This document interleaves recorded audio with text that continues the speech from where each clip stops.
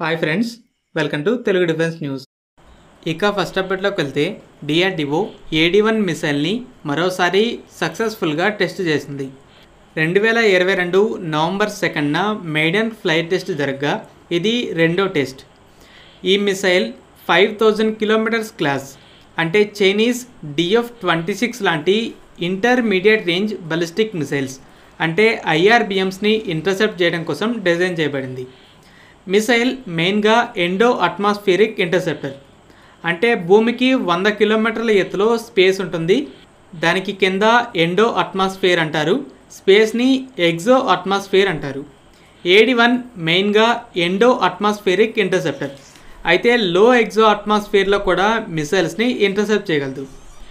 Indian air force 2000 kilometres class మిసైల్స్ని stop చేయగలిగే phase 1 ఇంటర్సెప్టర్స్ని ఆల్రెడీ పాకిస్తాన్కి ఎదురుగా డిప్లాయ్ చేసింది.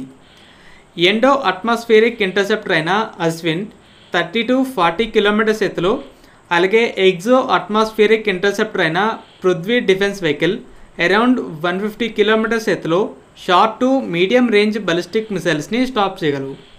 అయితే ఇప్పుడు చైనా దగ్గరున్న IRBMస్ని కౌంటర్ చేయడానికి ఫేజ్ 2లో మరో 2 మిసైల్స్ డెవలప్మెంట్లో ఉన్నాయి. మొదటిది AD-1.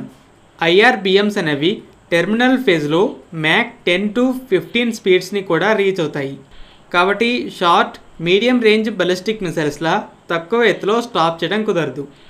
AD-1 అమెరికన్ థాడ్లా కుదిరితే లో ఎగ్జో అట్మాస్ఫియర్లో లేకపోతే టెర్మినల్ ఫేజ్లో బాగా ఎక్కువ ఎత్తులో ఉండగానే IRBMస్ని స్టాప్ చేయగలదు. IRBMస్ చాలా ఫాస్ట్గా వస్తుంటాయి కాబట్టి AD-1 పృథ్వీ డిఫెన్స్ వెహికల్ కన్నా కూడా చాలా ఫాస్ట్గా ట్రావెల్ చేస్తుంది. ఇమీడియట్గా హై ఆల్టిట్యూడ్స్ని రీచ్ అయ్యి స్టాప్ చేస్తుంది. AD-2 అనే ఇంకో long range high exo atmospheric interceptor కూడా డెవలప్మెంట్లో ఉంది. ఇది American SM-3 base line version అలాగే S-500 సిస్టమ్స్కి సిమిలర్గా ఉంటుంది.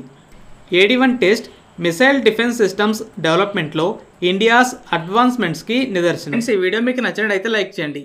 అలాగే మరిన్ని ఇంపార్టెంట్ డిఫెన్స్ అప్డేట్స్ కోసం మన ఛానల్ని సబ్స్క్రైబ్ చేసుకోండి.